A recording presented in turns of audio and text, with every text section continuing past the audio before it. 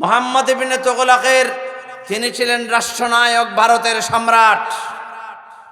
আদালতে বিচার হলো, তিনি বাইদাবাই জানতে পারলেন যেই মানুষটার উপর বিচার করা হলো তিনি একজন হিন্দু মানুষ। তিনি কি মানুষ? হিন্দু মানুষটার উপর যখন জুলুম করা হলো, মুহাম্মদ ইবনে তুগলক জানতে পারলেন তার উপর জুলুম করা হয়েছে। তিনি মানুষ দিয়া সেই মানুষটাকে তার রাজ দরবারে ডেকে পাঠালেন।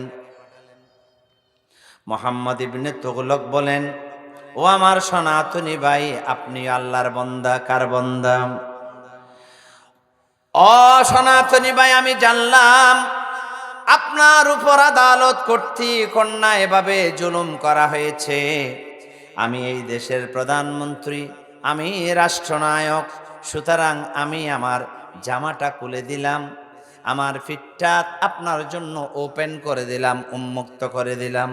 হাতের মধ্যে একটা তিনি ব্যাট ধরিয়ে দিলেন, স্টিক ধরিয়ে দিলেন। তারপর বললেন, ভাই, আপনার উপর যে জুলুম করা হয়েছে, আপনি একজন রাষ্ট্রনায়ক হিসাবে আমার পিঠের উপরে সেই প্রতিশোধ তুলে নেবেন। প্রধানমন্ত্রীর গায়ে কি সাধারণ একজন মানুষ হাত তুলবে?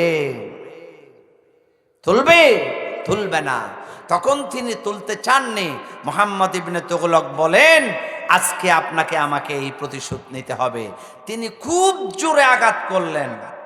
মুহাম্মদ ইবনে তুগলকের চোখের পানি নাই, তিনি হেসে হেসে আল্লাহর শুকরিয়া আদায় করলেন।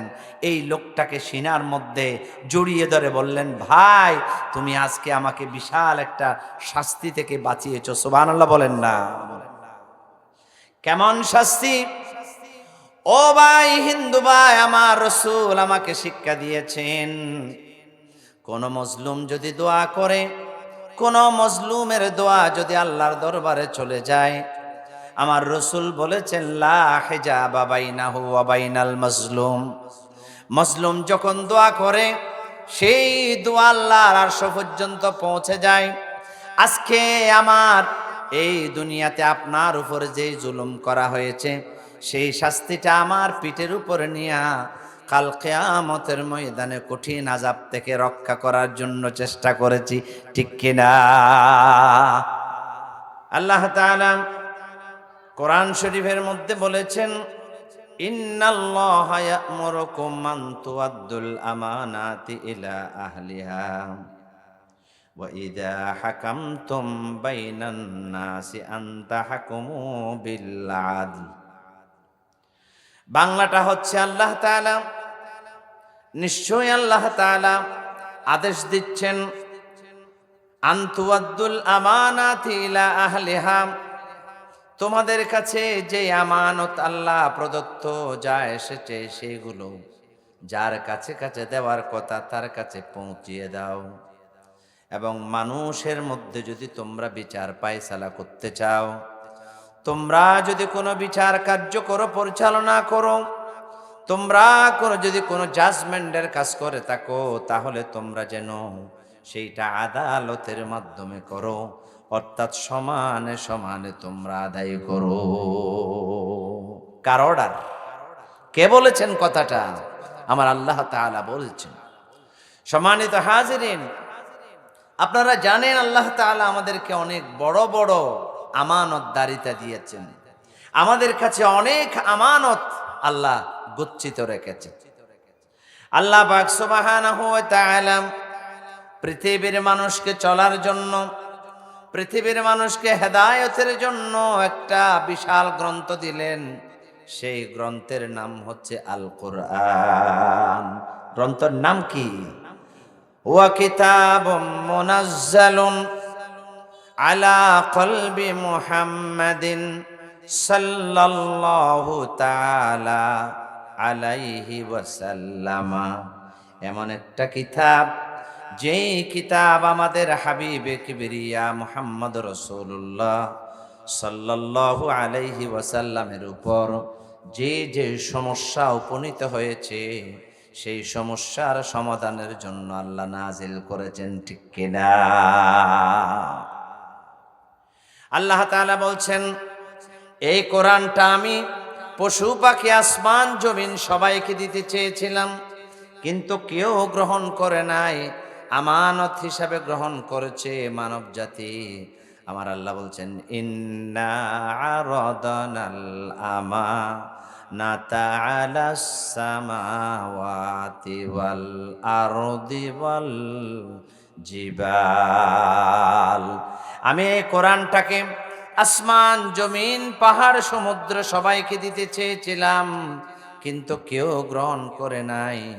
এই কোরআনের আমানতদারিতা গ্রহণ করেছে মানব জাতি, ঠিক কিনা? আল্লাহ তাআলা আমানত দিয়েছে, সেই জন্য আমানতদারিতা মুমিনের একটু গুরুত্বপূর্ণ বিষয়। যার কাছে আমানত নাই, যার কাছে আমান নাই, যার কাছে ঈমান নাই, হাবিবে কিবরিয়া বলছেন তার কাছে ঈমান নাই। এবং অন্য হাদিসের মধ্যে রাসূলুল্লাহ সাল্লাল্লাহু আলাইহি ওয়াসাল্লাম বলেছেন, কিয়ামতের আগে মানুষের কাছে আমানতদারিতা চলে যাবে।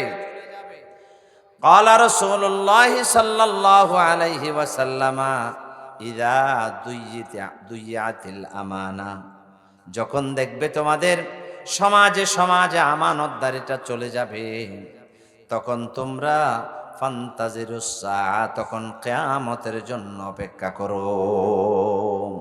আমানতদারিতা আমাদের আছে নাকি? বলেন আছে?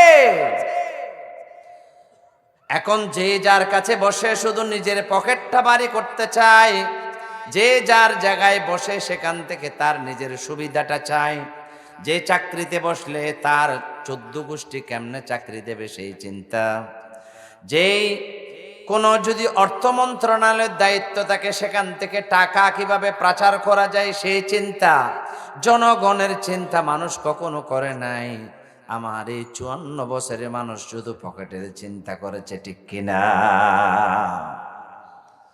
হযরত ওমর রাদিয়াল্লাহু তাআলা আনহু, খলিফাতুস সানি, যাকে রাসূলুল্লাহ সাল্লাল্লাহু আলাইহি ওয়াসাল্লাম বলেছেন, লা নাবিয়্যা ওয়া রাসূল বা'দি, আমার পরে কোন রাসূল এবং নবী নাই। যদি আমার পরে কোন নবী আর রাসূল আসতো লাকানা ওমর। কে বলেছেন? রাসূলুল্লাহ, ঠিক কিনা বলেন?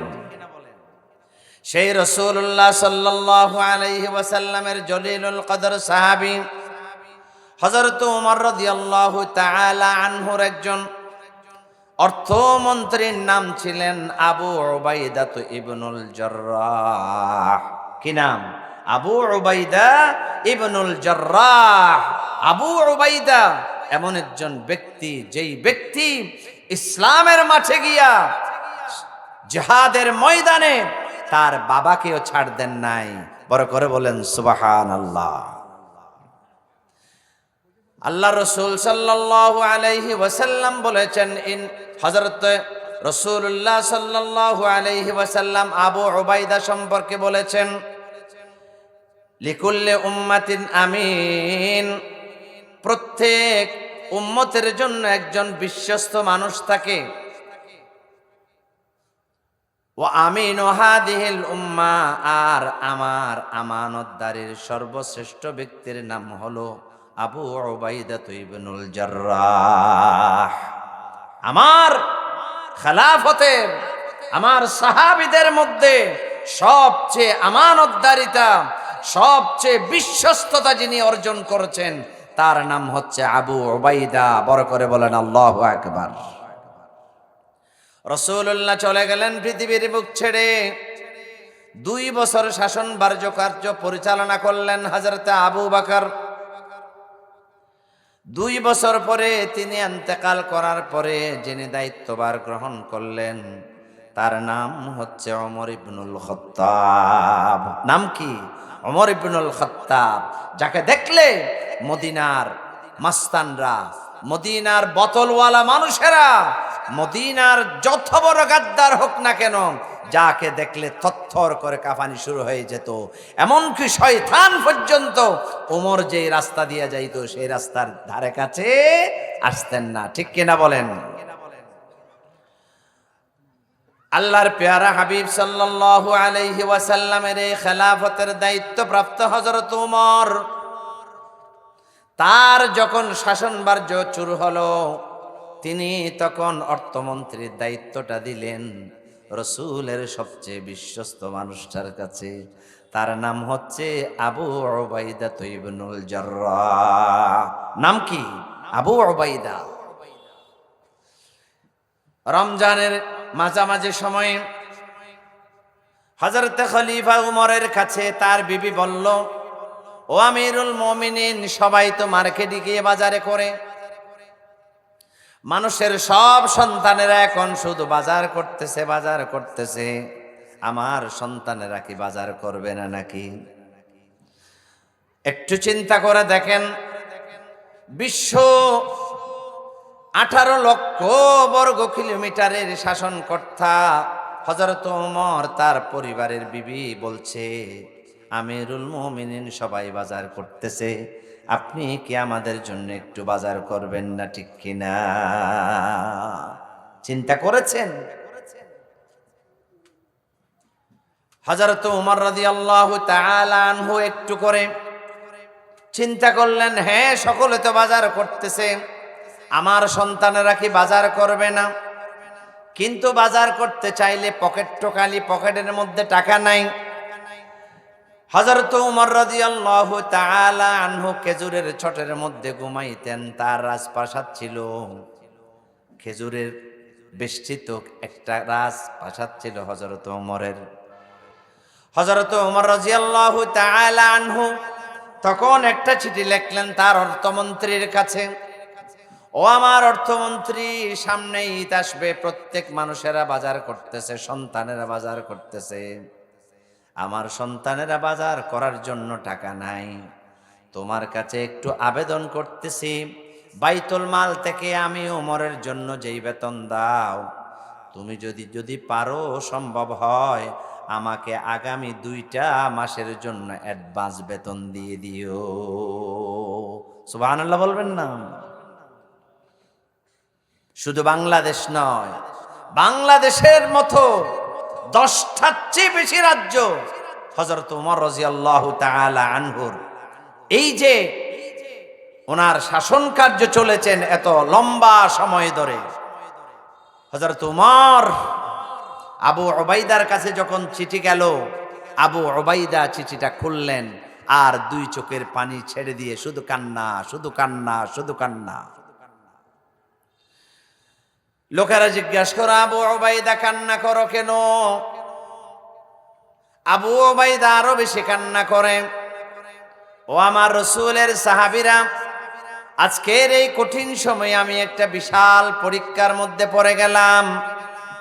1 নম্বর কান্না চলে আসতেছে খলিফাতুস সানি দ্বিতীয় উমরের কাছে, নাকি তার সন্তানের বাজার করার জন্য টাকা নাই, আমার কাছে দরখাস্ত দিয়েছে। এত বড় প্রধানমন্ত্রী, তার কাছে টাকা নাই, এটা বিশ্বাস লাগে? কল্পনা করা যায়?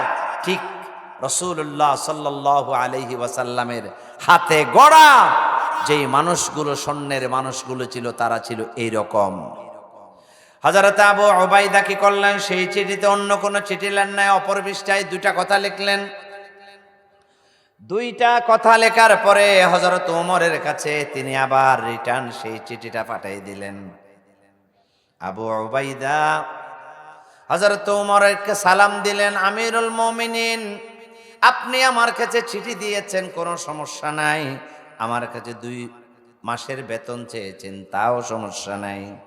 আমিরুল মুমিনিন, টাকাটা দেওয়ার আগে আপনাকে আমাকে 2টা জিনিসের আমানতদারিটা, জামিনদার হয়ে যেতে হবে। কি হতে হবে? ওমর, আগামী 2টা মাস আপনি যে পৃথিবীতে বেঁচে থাকবেন, আগামী 2টা মাস আপনি যে হায়াত পাবেন, সেই হায়াত যে পাবেন তার একটা লিখিত ডকুমেন্ট আমাকে দেন। সম্ভব? মত হায়াত মেরি दोनों तेरे लिए है, मरना तेरी गली में जीना तेरी गली में। 2 নম্বর প্রশ্ন হচ্ছে, ও ওমর, আগামী 2 মাস আপনাকে যে মুসলমানরা খেলাফতের দায়িত্ব দিয়া আপনাকে মদিনা রাষ্ট্রের প্রধানমন্ত্রী রাখবে, সেই গ্যারান্টিটুকু আমাকে দিতে হবে। বড় করে বলেন সুবহানাল্লাহ। অনেক বড় কথা। হযরত ওমর রোমের মধ্যে নিয়া চিঠিটা দেখে অঝোর নয়নে কাঁদলেন আর আল্লাহর শুকর আদায় করলেন। ইয়া আল্লাহ, আমার হাবিবে কিবরিয়ার দন্দান মুবারক শাহাদাতের বিনিময়ে যে ইসলাম আমরা পেয়েছি, আমার হাবিবে কিবরিয়ার মাথার থেকে রক্ত জরা যে ইসলাম আমরা পেয়েছি, যেই আমানতদারিতার জন্য সুযোগ্য মানুষ আমার খেলাফতের জন্য আবু উবাইদার মতো তুমি যে আমাকে একটা লুক দিয়েছো, তার জন্য তোমার দরবারে শুকরিয়া। ঠিক কিনা বলেন মুসলমান? ও দুনিয়ার মানুষেরা, ওয়াজ যদি শোনা যায়, রাতের পর রাত শোনা যাবে। ওয়াজের কাছ থেকে আমাদের একটা শিক্ষা নিতে হবে। আমরা আগামী দিনে যদি আমাদের দেশে শুধু আবু ওবাইদা নয়, আবু ওবাইদার মতো যদি কোনো মানুষ সৃষ্টি করা যায়, আমার দেশের টাকা পাচার হয়ে লন্ডন যাবে না, আমার দেশের টাকা পাচার হয়ে আমেরিকা যাবে না, আমার দেশের টাকা পাচার হয়ে মালয়েশিয়া যাবে না। ঠিক কিনা? আমানতদারিতা অনেক বড় একটা নিয়ামত। 2 নম্বর উদাহরণ, আমার হাবিবে কিবরিয়ার নাম ছিল আলামিন। ঠিক কিনা? দুশ্মনেরা রাসূলের কাছে টাকা পয়সা গহনা সব তার কাছে গচ্ছিত রাখতেন, আমানত রাখলেন। আল্লাহর পেয়ারা হাবিব কোনোদিন 500 টাকাকে ভেঙে 100 টাকাও করেন নাই। হাবিবে কিবরিয়া যেদিন মক্কা থেকে হিজরত করে মদিনায় চলে যাবেন, তার আগে হযরত আলীকে ডেকে বলে, আলী, আমার তো অর্ডার হয়ে গেছে, আমি মদিনা চলে যাব, কিন্তু আমার কাছে অনেক মানুষের আমানতদারিতে আছে, এগুলা পৌঁছাইতে হবে। ও আলী, আমি যখন চলে যাব, মানুষেরা যখন আমাকে পাবে না, তারা মনে করবে মুহাম্মদ আমানতদারিতা খেয়ানত করেছে। সেই জন্য আমি চলে যাওয়ার পরে তুমি তোমার সকল মালগুলো যার যার বাড়িতে তুমি একটু পৌঁছাই দিবা। বড় করে বলেন সুবহানাল্লাহ। আমানতদারিতা এটা অনেক বড় একটা সম্পদ। সেজন্য মুসলমানেরা, ঈমান শুধু নামাজ রোজার মধ্যে সীমাবদ্ধ নয়, ওয়াদার মধ্যে মানুষের ঈমান আছে না নেই? আমানতদারিতার মধ্যে মানুষের ঈমান আছে না নেই? আরেকজনকে কষ্ট দেওয়ার মধ্যে ঈমানের সম্পর্ক আছে না নাই? কারণ ইসলাম হচ্ছে এমন একটা ধর্ম, যেই ধর্মকে বলা হচ্ছে the complete code of life.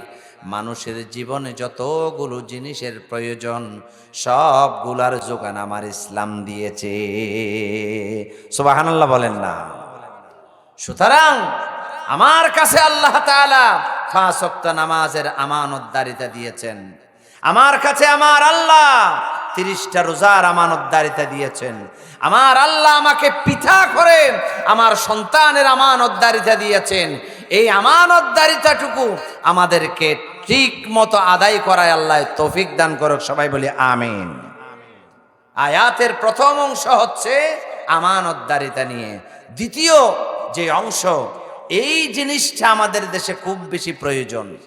কারণ আমরা দেখেছি, জজ কোর্ট বলেন, হাইকোর্ট বলেন, ইউনিয়ন বলেন, গ্রাম্য সালিশ বলেন, সব জায়গায় টাকার বিনিময়ে বিচারের নামে অবিচার হয়েছে। ঠিক কিনা? রাতকে তারা দিন করেছে, দিনকে তারা রাত করেছে, বুজুর্গ মানুষকে তারা জানাকার হিসাবে সাব্যস্ত করেছে। যারা অপরাধ করে নাই তাদেরকে সাক্ষী বানাইয়া ট্রেনিং দিয়া তাদেরকে এমনকি ফাঁসির কাষ্ঠ পর্যন্ত নিয়ে গেছে। ঠিক কিনা মুসলমান? আজ সুপ্রিম কোর্টের বিচারপতি তুমি, হাইকোর্টের বিচারপতি তুমি, আজকে তুমি গ্রাম আদালতের বিচারপতি, কাল কিয়ামতের ময়দানে একজন বিচারপতি থাকবেন, তিনি কে? বলেন না তিনি কে? তিনি বলবেন ইনিল হুকমু ইল্লা লিল্লাহ। আজকের দিনে শুধু হুকুম চলবে কার? কেউ থাকবে না। আমার আল্লাহ সুবহানাহু ওয়া তাআলা কোরআন শরীফের সূরা রহমানের মধ্যে বলেছেন, কুল্লু মান আলাইহা ফান ওয়া ইয়াবকা ওয়াজহু রাব্বিকা যুল জালালি ওয়াল ইকরাম। এভরিথিং উইল ভ্যানিশ, সব কিছু ধ্বংস হয়ে যাবে, কিচ্ছু থাকবে না। আসমান তত্তর করে কেঁপে পড়ে যাবে, পাহাড়গুলো দুলের মতো উড়ে চলে যাবে, সাগরের পানি থাকবে না, কিচ্ছু থাকবে না, জমিনটা শেষ হয়ে যাবে। ও দুনিয়ার মানুষেরা, সেই দিন আমার আল্লাহ ডাক দিয়ে বলবে, লিমানিল মুলকুল ইয়াউম। আমার আল্লাহ সেদিন বলবেন, আজকে মালিকানা কার? আমার আল্লাহ বলবেন, শুধু মালিকানা কার? একমাত্র একচ্ছত্র মালিককে। সেই দিন বিচারপতি তুমি টাকাকে বিচার করেছো, সেই দিন বিচারপতি তুমি ভীষণ এবং মিশন নিয়ে বিচার করেছো, সেই দিন বিচারপতি তুমি যে অন্যায় করেছো তার বিচার করবেন কে? সুতরাং আয়াতের দ্বিতীয় নম্বর আয়াতের মধ্যে আল্লাহ বলছেন, যদি তোমরা মানুষের মাঝে বিচার করো তাহলে তোমরা ন্যায় বিচার করো, ঠিক কিনা? ন্যায় বিচার। ইংরেজিতে একটা কথা আছে, জাস্টিস ডিলেইড, জাস্টিস ডিনাইড। মানুষের বিচার করতে যখন সময় লেগে যায় তখন বিচার কার্যকে বৃদ্ধাঙ্গুল প্রদর্শন করা হয়, ঠিক কিনা বলেন? এই দেশের মানুষ খুন করতে ভয় করে না, এই দেশের মানুষ জমি দখল করতে ভয় করে না, এই দেশের মানুষ কোন নারীর সম্ভ্রম নিয়ে ছিন্ন ভিন্ন খেলার জন্য ভয় করে না, কারণ তারা জানে জেলখানায় গেলে 3 মাসে তারা আবার ছাড়া পাবে, ঠিক কিনা বলেন? সেজন্য আমার আল্লাহ বলছেন, ওয়া ইযা হাকামতুম বাইনান নাস, যখন তোমরা মানুষের মাঝে বিচার কার্য পরিচালনা করবে তখন তোমরা অবশ্যই আনতাদিলু, তাদের মাঝে তোমরা ন্যায় বিচার প্রতিষ্ঠা করবা। শুধু মানুষ না, ঘরের মধ্যে যদি ভাই থাকে ভাইয়ের সাথে আদালত, ঘরের মধ্যে যদি বিবি থাকে বিবির সাথে আদালত, যদি ঘরের মধ্যে আপনার মা বাবা থাকে তাদের জন্য আদালত, আপনার গ্রামে পাড়া প্রতিবেশী মানুষ থাকে তাদের জন্য আদালত, কারণ প্রত্যেকটা মানুষ এক একটা জায়গায় দায়িত্বশীল, ঠিক কিনা বলেন? ইমাম সাহেব মসজিদে দায়িত্বশীল, মেম্বার সাহেব ওয়ার্ডে দায়িত্বশীল, চেয়ারম্যান সাহেব ইউনিয়নে দায়িত্বশীল, এমপি সাহেব তার পদের তার যেই জায়গা আছে সেইখানে তিনি দায়িত্বশীল, প্রধানমন্ত্রী সেখানে দায়িত্বশীল। তেমনি ভাবে ইসলাম আমাদেরকে কিভাবে আদালত প্রতিষ্ঠা করতে হয় তার উদাহরণ ভুরি ভুরি দেখিয়ে দিয়েছেন, ঠিক কিনা? শুধু মুসলমান নয়, শুধু মুমিন নয়, কাফেরদের জন্য, হিন্দুদের জন্য ন্যায় বিচার প্রতিষ্ঠা করেছে ইসলাম, ঠিক কিনা বলেন? একজন কবি বলেছেন সুন্দর করে, বিন ধর্মের কারু পরে যদি কোন মুসলিম করে বিচার, শেষ বিচারে রসুল নিজে দাঁড়াবে বিপক্ষে তার, ঠিক কিনা মুসলমান? শুধু আরবের কথা বলবো না, আমি ইউরোপের কথা বলবো না, আমাদের ভারতবর্ষের একজন সম্রাট ছিলেন তুগলক, মুহাম্মদ ইবনে তুগলক। ওনার আমলে আদালতের মধ্যে একটা বিচার হলো। মুহাম্মদ ইবনে তুগলকের, তিনি ছিলেন রাষ্ট্রনায়ক, ভারতের সম্রাট। আদালতে বিচার হলো, তিনি বাইদাবাই জানতে পারলেন যেই মানুষটার উপর বিচার করা হলো তিনি একজন হিন্দু মানুষ। তিনি কি মানুষ? হিন্দু মানুষটার উপর যখন জুলুম করা হলো,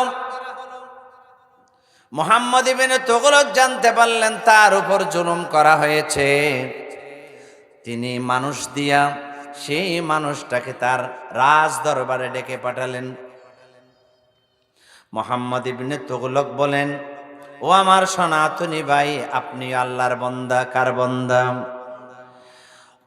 ও সনাতনী ভাই, আমি জানলাম আপনার উপর আদালত কর্তৃক অন্যায় এভাবে জুলুম করা হয়েছে। আমি এই দেশের প্রধানমন্ত্রী, আমি রাষ্ট্রনায়ক, সুতরাং আমি আমার জামাটা খুলে দিলাম, আমার ফিটটা আপনার জন্য ওপেন করে দিলাম, উন্মুক্ত করে দিলাম। হাতের মধ্যে একটা তিনি ব্যাট ধরিয়ে দিলেন, স্টিক ধরিয়ে দিলেন। তারপর বললেন, ভাই, আপনার উপর যে জুলুম করা হয়েছে, আপনি একজন রাষ্ট্রনায়ক হিসাবে আমার পিঠের উপরে সেই প্রতিশোধ তুলে নেবেন। প্রধানমন্ত্রীর গায়ে কি সাধারণ একজন মানুষ হাত তুলবে? তুলবে? তুলবে না। তখন তিনি তুলতে চাননি। মুহাম্মদ ইবনে তুগলক বলেন, আজকে আপনাকে আমাকে এই প্রতিশোধ নিতে হবে। তিনি খুব জোরে আঘাত করলেন। মুহাম্মদ ইবনে তুগলকের চোখের পানি নাই, তিনি হেসে হেসে আল্লাহর শুকরিয়া আদায় করলেন। এই লোকটাকে সিনার মধ্যে জড়িয়ে ধরে বললেন, ভাই, তুমি আজকে আমাকে বিশাল একটা শাস্তি থেকে বাঁচিয়েছো। সুবহানাল্লাহ বলেন না? কেমন শাস্তি? ও ভাই, হিন্দু ভাই, আমার রাসূল আমাকে শিক্ষা দিয়েছেন, কোন মজলুম যদি দোয়া করে, কোন মজলুমের দোয়া যদি আল্লাহর দরবারে চলে যায়, আমার রাসূল বলেছেন, লা হিজাবা বাইনাহু ওয়া বাইনাল মাজলুম। মজলুম যখন দোয়া করে, সেই দোয়া আল্লাহর আরশ পর্যন্ত পৌঁছে যায়। আজকে আমার এই দুনিয়াতে আপনার উপর যে জুলুম করা হয়েছে, সেই শাস্তিটা আমার পিঠের উপরে নিয়া কাল কিয়ামতের ময়দানে কঠিন আযাব থেকে রক্ষা করার জন্য চেষ্টা করেছি। ঠিক কিনা? এগুলো ইসলাম আমাদেরকে শিখিয়ে দিয়েছে। কারণ Islam is complete code of life. ইসলাম হচ্ছে মানব জাতির জন্য, সকল জায়গার জন্য, সকল ধর্মের, সকল বর্ণের, সকল শ্রেণীর মানুষের জন্য সম আচরণ করা শিখিয়েছে কে? ইসলাম। আমার হাবিবে কিবরিয়া এই আদালতের বিশাল শিক্ষা দিলেন। রাসূলুল্লাহ সাল্লাল্লাহু আলাইহি ওয়াসাল্লামের জামানায় মক্কা যখন বিজয় হলো, সেই সময়ে আরবের একটা গোত্রের নাম ছিল বনু মখজুমিয়া। কি নাম বলেন? বনু মখজুমিয়া। বনু মখজুমিয়ার একটা মেয়ে, তার নাম ফাতেমা। তার নাম কি বলেন না? তার নাম কি? ফাতেমা। রাসূলের কলিজার টুকরা, কুররাতুল আইনের রাসূল, यानी बीबी फातिमा ও খায়রুন নিসা কি ওয়াসিতে। আমার হাবিবে কিবরিয়ার একটা কলিজার টুকরা মেয়ের নাম ছিল ফাতেমা। এই ফাতেমা বনু মখজুমিয়া গোত্রের ফাতেমা মেয়েটা চুরি করে ফেলল। কারণ মানুষ যখন বড় লোক চুরি করে, সেটা কি তার অভাবের কারণে নাকি স্বভাবের কারণে? বলেন। ও দুনিয়ার মানুষেরা, ইসলাম আপনাকে শিক্ষা দিয়েছে, দেশে যদি দুর্ভিক্ষ হয়, কোন মানুষ যদি চুরি করে তার হাত কাটা যাবে না। কোন মানুষ যদি আপনার 10 টাকা 5 টাকা চুরি করে, কোন মানুষ যদি পেটের দায়ে চুরি করে, কোন মানুষ যদি তার সন্তান সন্ততির জন্য চুরি করে, তার হাত কাটা হবে না। কিন্তু যারা ব্যাংক লুট করে, যারা তার দেশটাকে পঙ্গু করার জন্য, যারা টাকা যোগান দেওয়ার জন্য আমেরিকা, লন্ডন, মালয়েশিয়া সব জায়গায় বিদেশি ব্যাংকের মধ্যে টাকা লুট করে, তাদের বিচার দরকার আছে না নাই? তেমনি ভাবে একজন বড় লোক ফাতিমা বনি মখজুমিয়ার তিনি চুরি করলেন। ওয়াসসারিকাতু ফাকতাউ আইদিয়াহুমা জাযাআম বিমা কাসাবা। আমার আল্লাহ বলছেন, কোন চোরনি যদি চুরি করে, প্রথমে ডান হাত, তারপরে বাম হাত, ক্রমান্বয়ে যেগুলা কাটার দরকার সেগুলা কাটো। এখন বনু মখজুমিয়ার সেই গোত্রের মহিলা, বিশাল গোত্র, নামি দামি মানুষ, বড় লোক, চুরি করে ফেলল। এখন সাহাবেরা বলছে, সবে মাত্র আমরা মক্কা বিজয় করলাম, এখন যদি বনু মখজুমিয়া গোত্রের ফাতেমার বিচার হয়, ফাতেমার যদি হাত কাটা হয়, তাহলে অনেক কিছু বিশৃঙ্খলা হতে পারে। আমরা রসুলকে একটু বুঝিয়ে বলি যেন ফাতেমার বিচারটা একটু নর্মাল ভাবে করা হয়। কিন্তু সমস্যা হচ্ছে, রসুলের কাছে এই প্রস্তাব নিয়ে কে যাবে? রসুলের কাছে প্রস্তাব নিয়ে যাওয়ার মতো কোনো মানুষ আছে? সাহাবীরা পরামর্শ করল। সাহাবীরা বলছে, আমরা পরামর্শ করলাম, ঠিক আছে, কিন্তু এই কথাগুলো রসুলের কাছে গিয়ে বলবে কে? তখন তারা একজন মানুষ নির্ধারণ করলো, তার নাম হচ্ছে উসামা ইবনে যায়েদ। নাম কি বলেন? নাম কি? হযরত উসামা বিন যায়েদ। তিনি ছোট্ট মানুষ, রসুল খুব মহাব্বত করতেন। রসুলের পালক পুত্র যায়েদ ইবনে হারেসার সন্তান, রসুল্লাহকে দাদা ডাকতেন, নানা ডাকতেন। সে হিসাবে তারা বলল, উসামা, তোমাকে তো রসুল বেশি মহাব্বত করে, তুমি একটু গিয়ে বলো না এই বিচারটা যেন একটু নরমাল ভাবে করা হয়।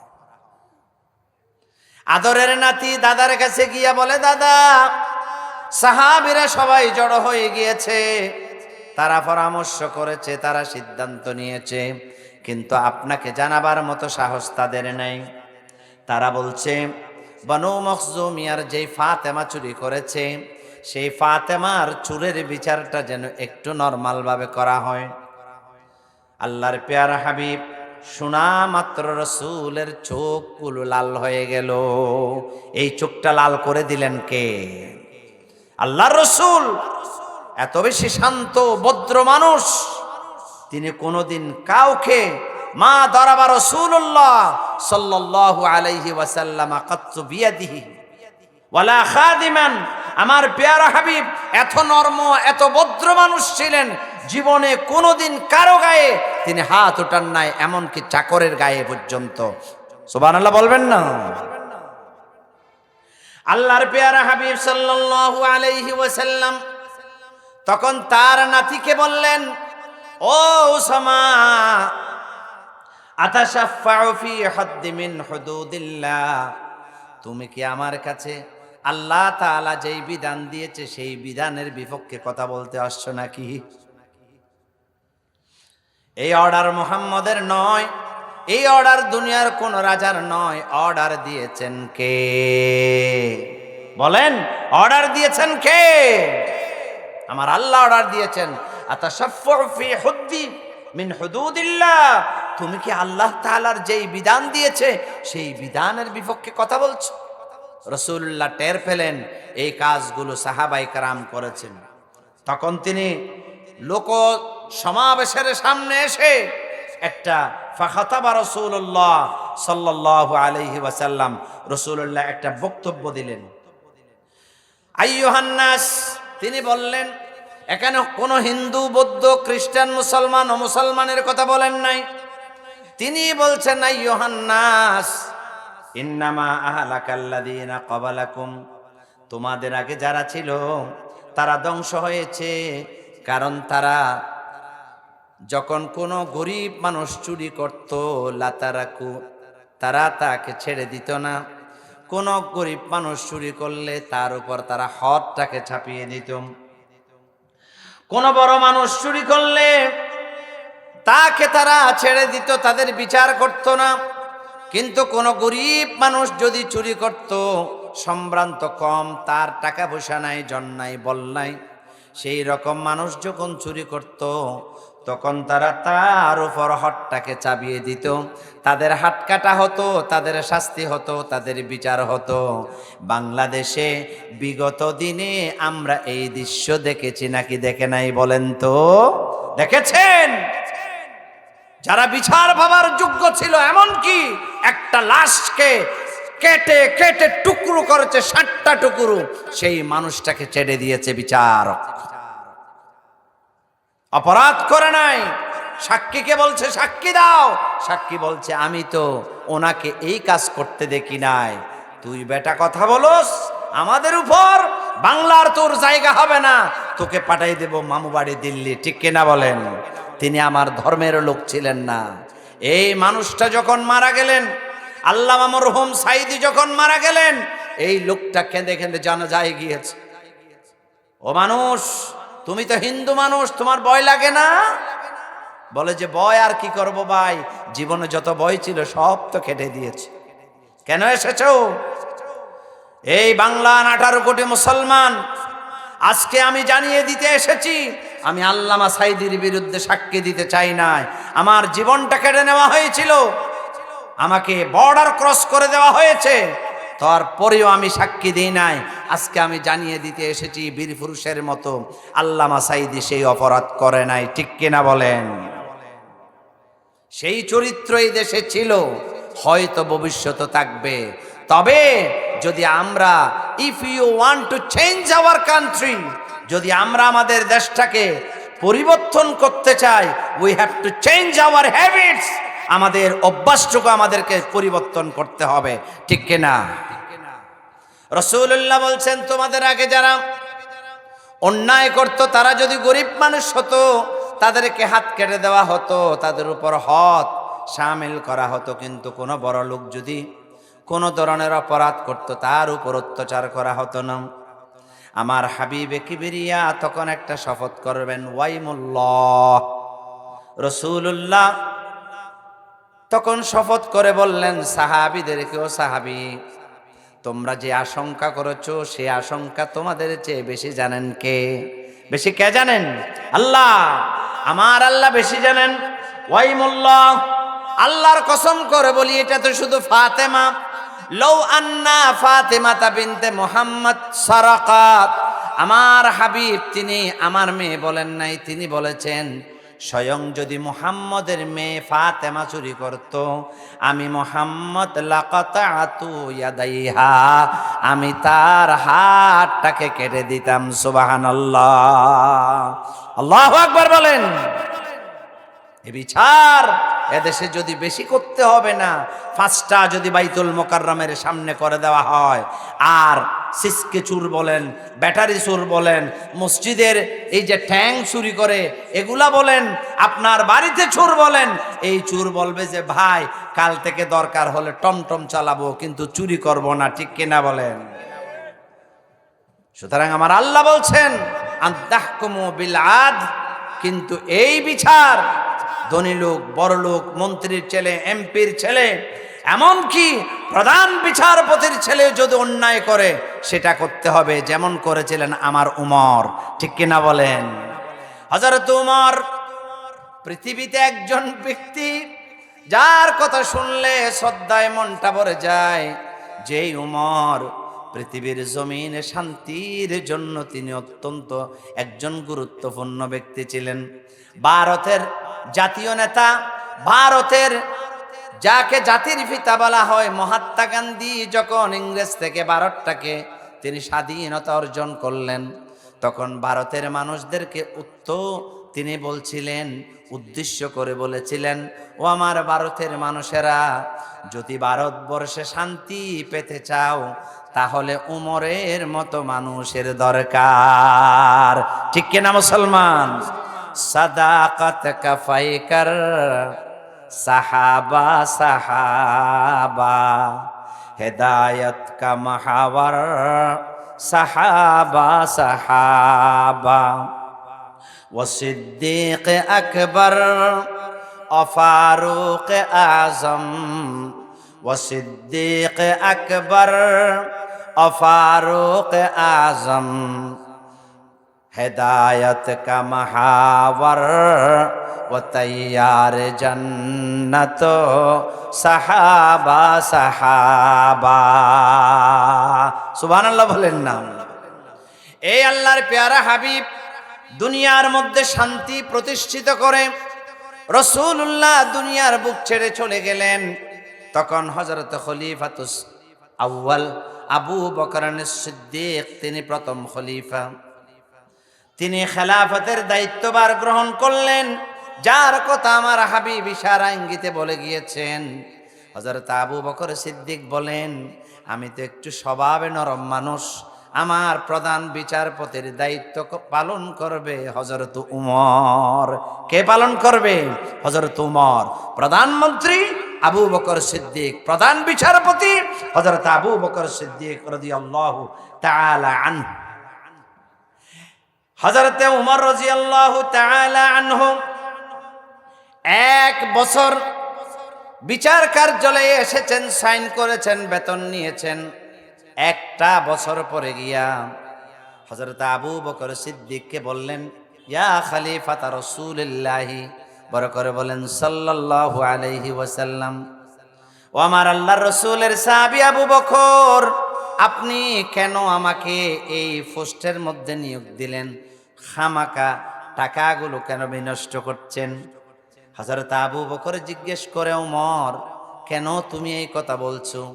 তখন হযরত উমর বলেন, ফামাকাসা আমান কামিলা, পূর্ণ 365 দিন চলে গেল আমার এই রাজ্যের মধ্যে, ফালাম ইয়াখতাসিহুম ইলাইহি ইসনান, একটা মানুষও আমার কাছে এসে মারামারি, জায়গা জমি ফাড়াফাড়ি কোনো কিছুর বিচার দেয় নাই।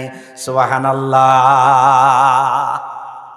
একটা বছর 365 দিন গেল, ভাই ভাই মারামারি নাই, বিঠা বাটি নিয়ে মারামারি নাই, ঝগড়া নাই, টাকা পয়সা চুরির মামলা নাই, কিছু নাই। আমি কেন অলস অলস এই সময়টা পার করব, একটু বলো না। তখন হযরত উমর বলেন, ইয়া আমিরাল মুমিনিন, ইয়া খলিফাতাল আউয়াল, মা হাজাতা বি ইনদা কওমিন মুমিনিনা ইয়া খলিফাতা রাসূলিল্লাহ। ও আল্লাহর রাসূলের সাহাবী আবু বকর, আপনি কেন আমাকে বেতন দিচ্ছেন জানি না, আমি মনে করছি আমি উমরের কোনো প্রয়োজন নাই। হযরত আবু বকর সিদ্দিক মুস্কি মুস্কি হেসে উমরকে বলে, উমর, তুমি তো একটা বছর প্রধান বিচারপতির দায়িত্ব পালন করলা, বলো কেন এই পরিবেশটা হলো, একটু বলতে পারবা? হযরত উমর বলেন, ইয়া খলিফাতা রাসূলিল্লাহ আবু বকর, আমার মনে হয়েছে কয়েকটি কারণে মানুষ বিচার দিতে আসে নাই। 1 নাম্বার কারণ হলো, এই মানুষ যেই ধর্মটা পালন করে সেই ধর্মটার নাম হচ্ছে দ্বীন হুমুন নসিহা। যেই দিন ধর্ম ইসলাম পালন করে সেই ইসলামের মধ্যে কোনো মানুষের অনিষ্ট করলে আল্লাহ তাআলা পৃথিবীতে ইহকালে পরকালে শাস্তির বিধান রেখেছেন। যেই দিনের মধ্যে মানুষে মানুষে কোনো মারামারি নাই, ভাতৃত্ব, ভালোবাসা, মোহাব্বত পয়দা হয়, সেই দিনটা তারা পালন করে। 2 নম্বর, তাদের কাছে একটা বড় অস্ত্র আছে, ওয়ামানহাজুহুমুল কুরআন, তাদের অস্ত্র, বড় অস্ত্রের নাম হলো কুরআন। সুবহানাল্লাহ বলেন না। ওয়ামালুহুমুল আমরু বিল মারুফ, তারা যেই কাজটা কাজ হজে, যে কাজটা তারা করে তাকে সেই আমলটা হচ্ছে, তারা খারাপ মানুষ যদি কোনো খারাপ কাজ করে তাকে কোনো ভালো কাজের আদেশ দেয়, এবং ওয়ানাহা ওয়ানিল মুনকার, মানুষকে অসৎ কাজ থেকে বিরত রাখে। তাদের অস্ত্র 2টা। অস্ত্র কয়টা? 2টা। 1 নাম্বার হচ্ছে দ্বীন হুমুন নসিহা, ইন্নাদ দীনা ইনদাল্লাহিল ইসলাম, তারা ইসলাম ধর্মকে পরিপূর্ণভাবে তারা জীবনে কি করেছে? অ্যাপ্লাইং করেছে। 1 নাম্বার কাজ, তারা দ্বীন হুমুন নসিহা, তারা দ্বীন ইসলামকে মানে। যেই দ্বীন ইসলাম সম্পর্কে আমার আল্লাহ তাআলা বলছেন, মুহাম্মদ, আল-ইয়াওমা আকমালতু লাকুম দীনাকুম ওয়া আতমামতু আলাইকুম নি'মাতি ওয়া রাদিতু লাকুমুল ইসলাম দীনা। আজকের এই দিনে আপনার দিন ধর্ম ইসলামকে আমি পরিপূর্ণ করে দিলাম, এবং আমি আল্লাহ শুধু পরিপূর্ণ করলাম না, আপনার এই দ্বীনের উপর আমি সন্তুষ্ট হয়ে গেলাম। সুবহানাল্লাহ বলবেন না। ইহুদিদের একজন বড় আলেম ছিলেন, তিনি বলছেন, তিনি পরে ইসলাম ধর্ম গ্রহণ করেছেন, তিনি বলছেন, এই রকম আয়াত যদি জবুরে নাজিল হইতো, এই রকম আয়াত যদি ইনজিলে নাজিল হতো, এই রকম আয়াত যদি আমাদের আগেকার দিনের মধ্যে নাজিল হতো, আমরা সেই দিন তাদের জন্য ঈদের দিন ঘোষণা করে দিতাম। সুবহানাল্লাহ।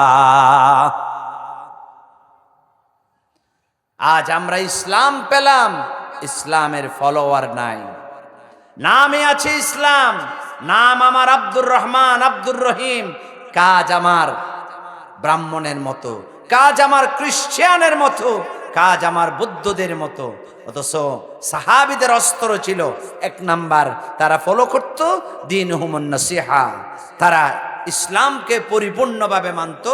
2 নম্বর ওয়া মানহাজুহুমুল কোরআন, তাদের অস্ত্র ছিল কোরআন। বড় করে বলেন সুবহানাল্লাহ। আর তাদের কাজ ছিল কোনো নেতার বই করত না, কোনো পার্টির বই করত না, যেখানে অন্যায় সেখানে প্রতিবাদ। ঠিক কিনা বলেন? আমার দেশের ভাইয়েরা, আমার দেশের কলিজার টুকরা ইউনিভার্সিটির ছেলেগুলো বলো, সহ্য করতে করতে 17টা বছর সহ্য করলাম, আর হবে না। যেখানে অন্যায় হবে সেখানে দাঁড়িয়ে যাব। ঠিক কিনা বলেন?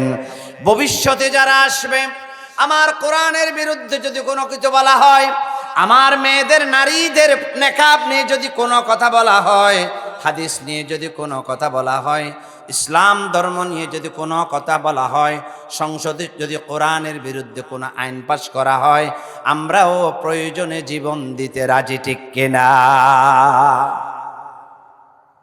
ওয়া মানহাজুহুমুল কোরআন, তারা অস্ত্র নিয়েছে 2টা, দীনুহুমুন নসিহা, আর তাদের প্রধান অস্ত্র কোরআন।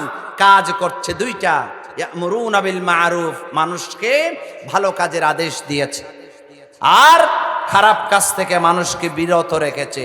খারাপ কাজ থেকে কিভাবে বিরত রাখবে তার স্টেজ আছে। রাসূলুল্লাহ বলছেন, মান রাআ মিনকুম মুনকারান, তোমাদের সমাজে যদি কেউ অন্যায় করে, অবিচার করে, মদ্যপান করে, গাঁজা বিক্রি করে, সুদি লেনদেন করে, জানা বেবিচার করে, তারা যদি কোনো ঘের দখল করে, জমি দখল করে, তখন তোমাদের যাদের শক্তি আছে তোমরা তাদেরকে বাধা দিবা। যদি শক্তি থাকা সত্ত্বেও তোমরা বাধা না দাও, কাল কিয়ামতের ময়দানে আসামির কাঠগড়ায় দাঁড়াইতে হবে।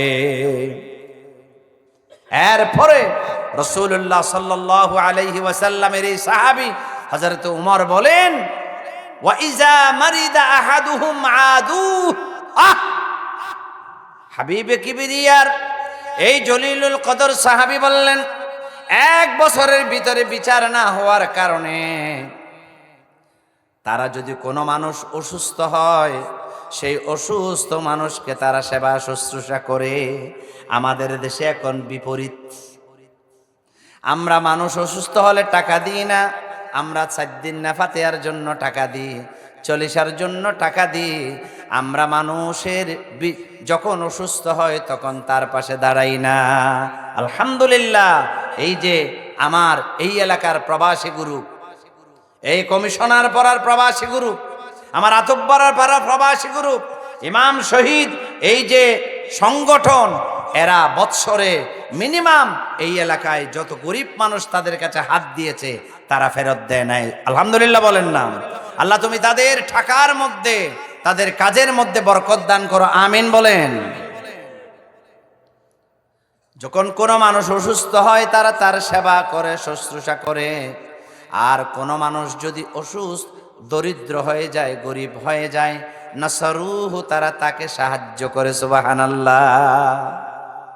হযরত উমর হযরত আবু বকর সিদ্দিককে জবাব দিলেন 6টা কথা।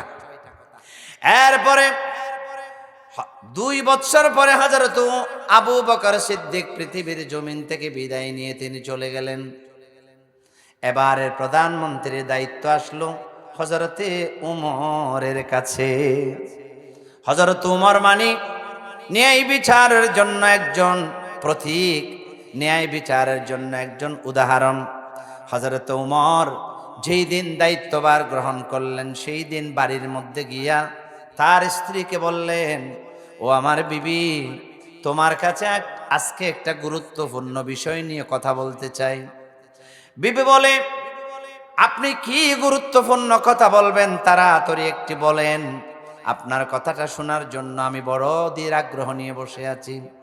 হযরত উমর বলেন, বিবি তুমি জানো আমাকে লোকেরা মদিনার গভর্নর হিসাবে, মদিনার প্রধানমন্ত্রী হিসাবে দাঁড় করিয়েছেন। আজ আমি তাদের দায়িত্বটা নিয়ে তোমার বাড়িতে আসলাম।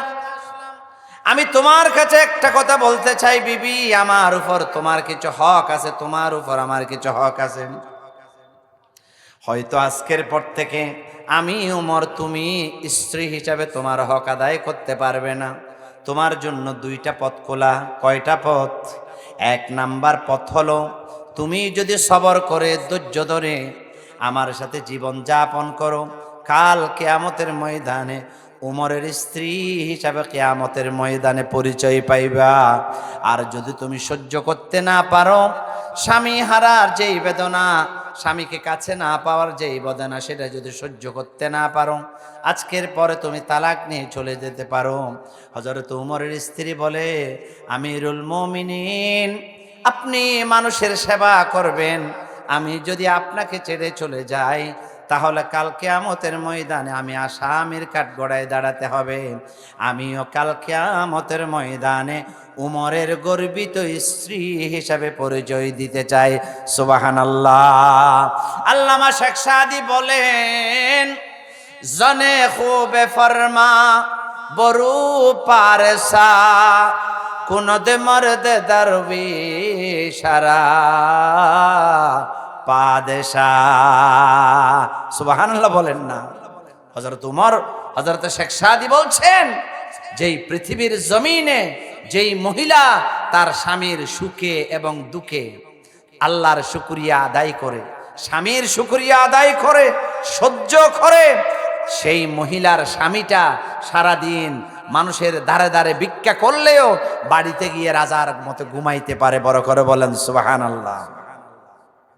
আর রাসূল বলেছেন, মেয়েদেরকে তিনটি কারণে আমি জাহান্নামে দেখেছি। কয়টা কারণ? ইন্নী রাআইতুকুন্না আকসারা আহলিন নার। আমি যখন মেরাজের মধ্যে গিয়েছিলাম, জাহান্নামের ডাকনাটা আমি উল্টাইলাম, সেখানে দেখলাম অধিকাংশ নারীরা জাহান্নামী। জাহান্নামী মেয়েদের তখন রাসূলুল্লাহ এক ঈদের ময়দানে নারীদেরকে বললেন, ও নারীরা, উসাদ্দিকুকুন্না, তোমরা বেশি বেশি সদকা করো। তখন নারীরা বলছে, আর রাসূলুল্লাহ কেন? তখন রাসূল বলছেন, আমি যখন মেরাজে গিয়েছিলাম, ইন্নী রাআইতুকুন্না আকসারা আহলিন নার, আমি দেখলাম অধিকাংশ নারী জাহান্নামের আগুনের মধ্যে জ্বলতেছে। লিমাযা ইয়া রাসূলুল্লাহ, মিশকাত শরীফের মধ্যে হাদিসটা আছে। তখন পেয়ারা হাবিব বললেন, তিনটি কারণে নারীরা জাহান্নামে যায়। কয়টা কারণ? বলেন কয়টা কারণ? এক নাম্বার কারণ হলো, ইন্নী লানাকুন্না, তোমরা যে কোনো জিনিসটাকে বেশি বেশি লানত করো। লানত মানে অভিশাপ, অভিশাপ দে। বাচ্চাদের কিও বলে, এত মানুষ মরে, তুই না মরস, আছে না নাই? আজার এলে তোর না দেখে। একটা ছোট্ট মুরগি কি অভিশাপ দেয়, নিজের স্বামীকে অভিশাপ দেয়, মানুষকে অভিশাপ দিতে থাকে। সুতরাং নারীরা যারা আছেন, এই জিনিসটা থেকে একটু পরহেজ করতে হবে। রাসূলুল্লাহ বলছেন, আদ-দুনিয়া কুল্লুহা মাতাউন, এই পৃথিবীর সমস্ত জিনিসগুলো সম্পদ। ওয়া খায়রুল মাতাইদ দুনিয়া আল মারআতুস সালিহা, আর পৃথিবীর মধ্যে সর্বশ্রেষ্ঠ সম্পদ হলো একজন সতী সাধবী নারী। সুবহানাল্লাহ বলেন না রে ভাই? ইসলামের প্রথম শহীদ একজন নারী। সুবহানাল্লাহ বলেন না? আমরা যার পেটে দুনিয়া দেখেছি তিনি আমাদের মা। রাসূলুল্লাহ বলছেন, ইন্নাল জান্নাতা তাহতা আকদামিল উম্মাহাত, নারীদের বেহেশত স্বামীর পায়ের নিচে নয়। নারীদের বেহেশত, পুরুষের বেহেশত সবগুলো তার মায়ের পায়ের নিচে, ঠিক কিনা? সুতরাং নারীদেরকে সম্মান দিয়েছেন কে? শুধরানোর জন্য শিক্ষা দিলেন কে? রাসূলুল্লাহ। দুই নম্বরে বললেন, নারীরা, ও নারীরা, তোমরা প্রথম কারণ হচ্ছে ইন্নী লানাকুন্না, তোমরা বেশি বেশি কি করো? লানত করো। দুই নম্বর কারণের মধ্যে রাসূলুল্লাহ বলছেন, তোমরা তোমাদের স্বামীর ইন্নি আশিরাতুকুন্না, তোমরা তোমাদের স্বামীর বেশি অকৃতজ্ঞতা প্রকাশ করো। শতকরা 80 মাইয়া হওয়া জামাইরে খাওয়া দেয়, আয় নহলে তুমি বউ নবাইতে, ঠিক কিনা হন? আয় দেই তোয়ার ঘর করি দে, শতকরা হজন 80 জন। অথচ বিয়ার আগে ইবারে দিবেললেই বহুত জন তো চাঁদা তোলা পর্যন্ত রেকর্ড আছে না নাই? এগুলা নারীদেরকে ছোট করার জন্য বলতেছে না। ও নারী, একটা কথা মনে রাখবা, আপনি যখন দুনিয়ার থেকে বিদায় নিয়ে চলে যাবেন, আপনাকে যদি আপনার স্বামী সার্টিফিকেট দে, আপনি জান্নাতি, বড় করে বলেন না সুবহানাল্লাহ। আমার পেয়ারা হাবিব 25 বছর বয়সে বিয়ে করলেন 40 বছরের একজন নারী, মা জান খাদিজা। যে খাদিজার কথা শুনলে চোখ দিয়ে পানি চলে আসে। আমার হাবিবে কিবরিয়া যখন নবুয়ত পেলেন, রাসূলুল্লাহর বয়স হলো 40 বছর, মা জান খাদিজার বয়স হলো তখন 55 বছর, ঠিক কিনা? 55 বছর বয়সে আমার রসুল দিনের কথা বলতে, আমার রসুল মানুষের কাছে কাছে দাওয়াতের জন্য যাইতেন। মা জান খাদিজা বাড়িতে এসে রাসূলুল্লাহ রাতের 10টার সময় একটা টোকা দিতেন। এমনি একটা টোকা দেওয়ার সাথে সাথে, তখন কেউলিং বল ছিল না, বিদ্যুৎ ছিল না, কিছু ছিল না, রাসূলুল্লাহ দরজার মধ্যে একটু টোকা দিতেন, এমনি দরজা খুলে যেত। রাসূল জিজ্ঞেস করলেন, ও খাদিজা, যতবার আসি একটা টোকা দিই, তুমি দরজা খুলে দাও, তুমি কি ঘুমাও না? মা জান খাদিজা বলেন, ইয়া রাসূলুল্লাহ, আমি কত বড় ভাগ্যবতী নারী, যেই নারীর স্বামীর জন্য আল্লাহ আসমান থেকে অর্ডার পাঠায়, যেই নারীর স্বামীর জন্য আসমান থেকে জিবরিলের মাধ্যমে আল্লাহ কথা পাঠায়, যেই নারীর স্বামীর জন্য আল্লাহ মানুষকে জান্নাতের পথ দেখার জন্য হেদায়েতের রাস্তা দেখায়, আমি সেই মানুষের স্ত্রী। আপনি মানুষকে দাওয়াত দিবেন, আমি খাদিজা যদি বিছানায় গিয়ে ঘুমায় পড়ে যায়, আর আপনি যদি দরজায় টোকা দিয়ে মনের মধ্যে কষ্ট পান, কাল কিয়ামতের ময়দানে আমি আল্লাহর কাছে আসামি হয়ে যাব, ঠিক কিনা? সে মা জান খাদিজা মক্কার জমিনে মারা গেল। নারে তাকবীর, নারে তাকবীর। আজকে আমাদের প্রধান আকর্ষণ সুদূর সাতক্ষীরা থেকে আগত হযরতুল আল্লাম জনাব হযরত মাওলানা রায়হান কবির সাহেব মাদ্দাল্লাহু জিল্লাহ এসেছে। হুজুর কিছুক্ষণ পরে আলোচনা করবেন, আপনারা ধৈর্য সহকারে বসেন। মাশাআল্লাহ। মা জান খাদিজা মক্কার জমিনে তিনি ইন্তেকাল করলেন। প্যারা হাবিব সাল্লাল্লাহু আলাইহি ওয়াসাল্লামকে মা জান খাদিজা বলেছিলেন, ও মুহাম্মদ, আমি জানি আমার মৃত্যুর পরে কবরের মধ্যে সওয়াল জবাব হবে, আমি জানি আমার কবরের মধ্যে সওয়াল জবাব হবে, আমি সওয়াল জবাবের উত্তর দিতে পারবো না। ও মুহাম্মদ, আমি যখন মারা যাব, কবরের মধ্যে দাঁড়িয়ে আপনি কিছুক্ষণ অপেক্ষা করবেন। যখন মুনকার নাকির আসবে, তখন আপনি আমার কবরের সওয়াল জবাবের জবাবগুলো দিয়ে যাবেন। সুবহানাল্লাহ। ও নারীরা, মা জান খাদিজাকে আল্লাহ তাআলা নিজের সালাম দেন, জিবরিল সালাম দে। সেই রকম নারী আমাদের ঘরে ঘরে পয়দা করতে হবে, ঠিক কিনা বলেন? মা জান আয়েশা সিদ্দিকার উত্তরসূরি পয়দা করতে হবে।